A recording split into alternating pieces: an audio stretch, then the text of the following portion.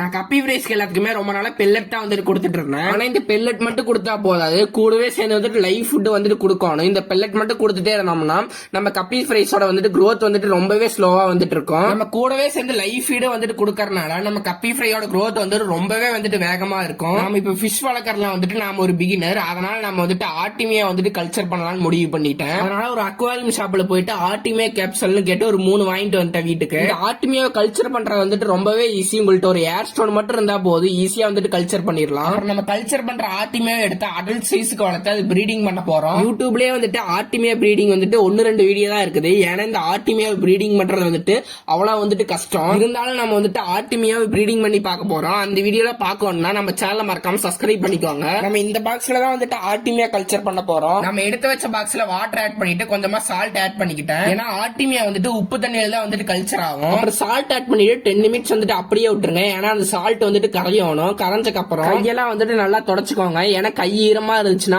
Artemia tablet எடுக்கும் போது அந்த டேப்லெட் வந்துட்டு கையிலேயே வந்துட்டு ஒட்டிக்கும். அதுக்கப்புறம் அந்த டேப்லெட் வந்துட்டு பொறுமையா பிரிச்சிங்கன்னா அதுல ஆர்டிமியா எக்ஸ் வந்துட்டு நிறைய இருக்கும். அது பொறுமையா வந்துட்டு தண்ணியில கொட்டிக்கோங்க. நம்ம ஆர்டிமியா எக்ஸ் எல்லாத்துக்கும் ஏர் ஸ்டோன் வைக்கணும். அப்பதான் எக்ஸ் எல்லாம் வந்துட்டு சீக்கிரமா வந்துட்டு ஹேட்ச் ஆகும். உங்களோட தண்ணியோட டெம்பரேச்சர் பொறுத்து வந்துட்டு ஆர்டிமியா எக்ஸ் வந்துட்டு சீக்கிரமா வந்துட்டு ஹேட்ச் ஆயிரும். மேக்ஸிமம் வந்துட்டு 24 hours to 48 hours வந்துட்டு டைம் எடுத்துக்கும். இப்போ எனக்கு ஆர்டிமியா எக்ஸ் வந்துட்டு ஹேட்ச் ஆனதுக்கு அப்புறம் இந்த வீடியோ வந்துட்டு நான் கண்டினியூ பண்றேன்.